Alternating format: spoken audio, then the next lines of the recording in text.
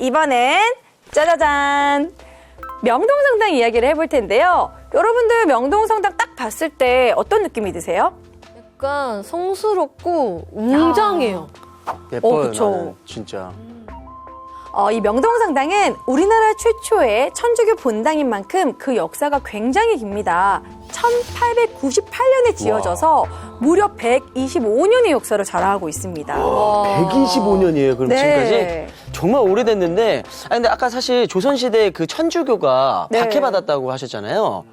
그래도 잘 이겨내고 지어졌네요. 그러게요.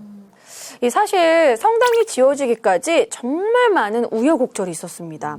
명동은 원래 조선시대 행정구역 한양 11방 중 하나인 명례방으로 불렸는데요. 알고 보면 이 명례방은 가톨릭과 매우 관련이 깊은 장소입니다. 우리나라는 세계에서 유일하게 선교사가 아닌 평신도에 의해서 천주교가 받아들여진 나라인데요. 명례방은 천주교가 유입된 이후 신도들의 신앙 공동체가 형성된 곳일뿐만 아니라 조선 최초의 세례자 이승훈이 신자들에게 세례를 주었던 곳입니다. 또 명례방은 최초의 가톨릭 순교자인 김범우가 살던 곳이에요.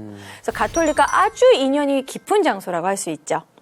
참 그 유교 국가에서 네. 제사를 지내지 않는 종교는 계속 위협을 받았을 테니까 정말 힘든 시간을 오래 보냈을 것 같아요. 맞아요.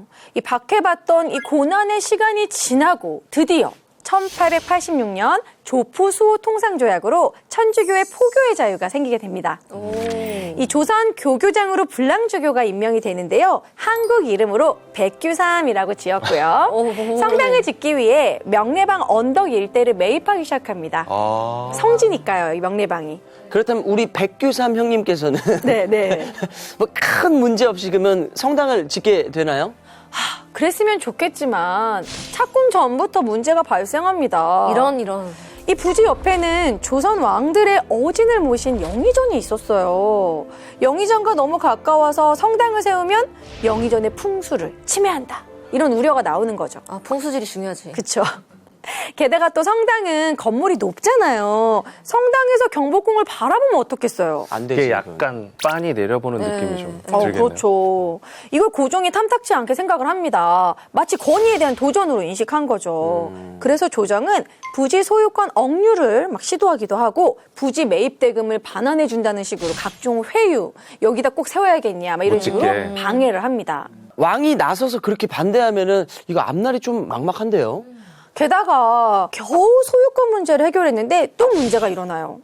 당시 조선에는 양호 건축 기술자가 당연히 없었잖아요. 네. 그래서 중국에서 기술자를 데려왔는데 청일 전쟁이 아이고. 벌어지는 거예요. 세상에나. 그래가지고 이제 공사가 중단되고요.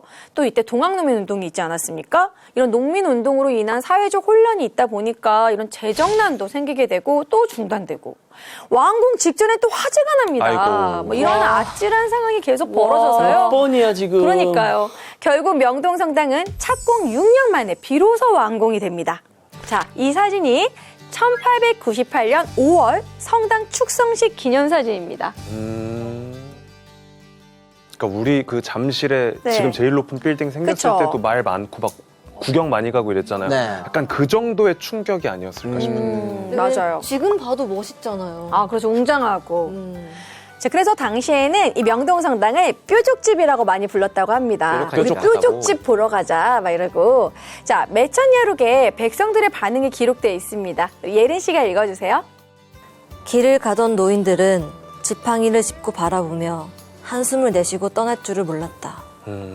아름다운 고장의 경관을 해친다는 생각을 했을 수도 있겠다, 그죠? 그래도 만들어진 과정은 힘들었는데 이렇게 네. 잘 만들어졌으니까 더 이상 문제는 없겠죠? 건물에는 문제가 없었지만 또 시대가 가만히 두지 않습니다. 아이고. 그때가 또 일본의 억압이 시작된 시기고요. 1910년에 또 국권을 상실한 경술국치였으니까 조선은 이 선교사 나라의 도움을 받아서 일제 위협을 좀 피해보고자 생각을 좀 했었어요. 그렇지. 뭔가 도와달라고 좀 부탁해볼 만하죠. 네. 하지만 불행히도 경술국치 때 조선 총독부는 이 프랑스 신부들에게 이렇게 제안을 합니다. 선교 사업에 관여하지 않을 테니 정치에 관여하지 마라. 아하. 신부들이 어떻게 했을까요? 근데 저는 왠지 신부들은 그럴 수 없다. 여기서 끔찍한 일이 벌어지는 거 우리가 두고 볼 수는 없다. 우리는 종교인이다. 뭐 약간 이렇게 하지 않았을까 싶은데. 하지만 프랑스 신부들은 조선 총독부의 제안을 받아들입니다. 아, 실망. 심지어는 총독부가 제안한 여러 특권까지 모두 수용하는데요. 성당 확장, 세금 면제, 선교사의 땅과 주택 소유권까지 인정받습니다. 근데 도와줄 줄 알았는데 오히려 총독부의 도움을 받은 거네요. 약간 좀 많이 실망. 이제 뭐 슬금슬금 또 일본이 엮이니까 지금 제가 또 갑자기 막 주먹이 쥐어지고 좀 화나기도 하고요. 아, 이거 천주교 좀 섭한데요? 섭섭하다. 천주교 그렇게 안 받는데. 당시 프랑스 선교사들은 대부분 프랑스 파리 외방 전교회 소속이었는데 그때 프랑스는 아프리카를 식민 지배하고 있었잖아요. 그래서 이 피식민 지배국인 우리나라 이 정서에 대해서 공감하지 못한 거죠. 제국주의 시대니까요.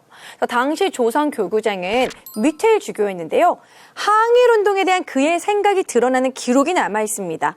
우리 조정식 씨가 읽어주세요. 네. 새로운 상황에 항거한다는 이유 외에 다른 뚜렷한 목적 없이 의병들이 투쟁에 나섰습니다. 조직도 잘 안 되고 규율은 더 엉망인 그들은 처음부터 실패하게 되어 있었습니다. 결국 의병으로 가장한 노략질과 강도질이 되어버리고 말았습니다. 여기서 끝이 아닙니다. 1919년 3.1운동이 일어나고 천주교 신학생들도 가담하려 했지만 천주교의 외국인 주교와 신부들은 그들을 폭도로 묘사하면서 만세운동에 참여할 경우 퇴학을 시켜버리겠다. 이렇게 얘기를 합니다. 또 안중근 의사가 천주교 신자였어요. 세례명이 토마스입니다. 안중근 의사가 이토 히로부미를 저격한 이유? 순국하시기 전에 고해성사를 보기를 원했어요. 근데 미테일 주교가 이를 반대하고 나섭니다.